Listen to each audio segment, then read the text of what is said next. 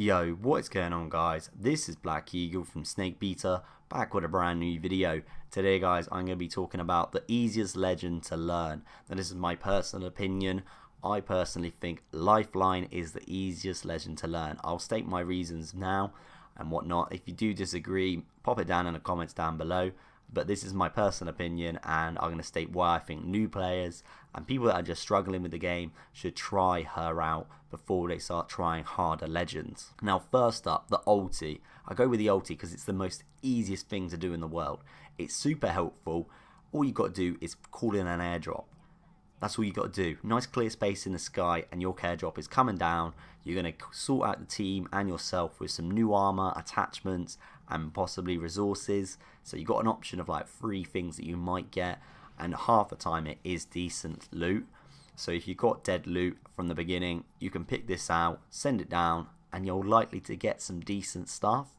It doesn't take any skill at all. All you got to do is press a couple of buttons, pop it down, or a couple of keys, pop it down, and there it is. There's your ulti done. It doesn't mean you got to do a certain area or anything like that to, like, say, place your airdrop or anything too difficult. The only way you're gonna, like, say it only takes a skill is if you're trying to kill somebody with the airdrop. I did see somebody do it on Reddit.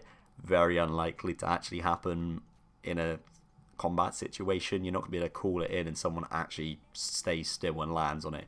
This guy had him in a finisher and he managed to just get him that way. So don't be trying that. But this ulti is just super easy to learn, and it's just easy to do. As long as you remember to keep using it as much as you can, your team's going to be kitted out in no time. Right, the next thing is the pickup, the passive. So when you pick somebody up with your, when you pick someone up in a fight, you'll get half a shield round you.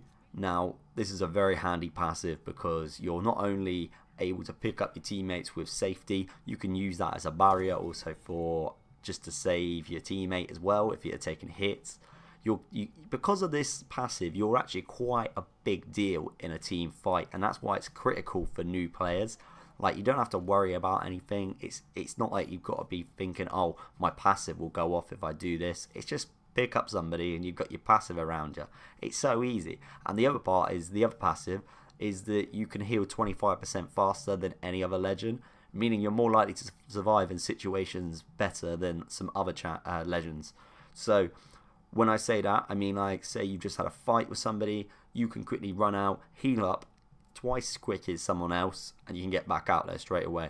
Now that is useful because I think as a new player or somebody that's struggling with a legend, this will help you because you can heal and get back into fights quicker. If you would say a legend that doesn't heal as quick, and say you struggled in a fight, you're going to be spending a long time healing up, and let's face it, they're probably going to push you and kill you. So definitely massive help with the passives. The other thing I think as well, which is helpful, which makes her such an easy legend to learn, is the fact that she's light, small, and hard to hit. She's not someone you're going to easily hit. She's very small, not a very big girl. and I must say, love my girls big. No, I'm joking. But anyway, yeah. So she's just so useful for the fact that she's so small. This is just one of those, another advantage from using her, and it just makes her an easier legend to use. I mean, if say you're playing Gibraltar, for example, he's a big boy. He's a big boy.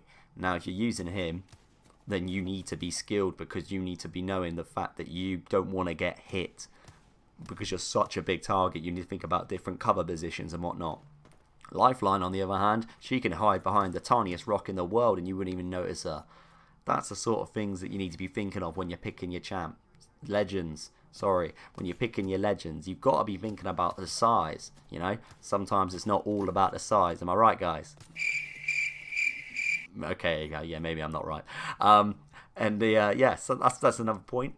And the last one is her ability, which is the healing drone.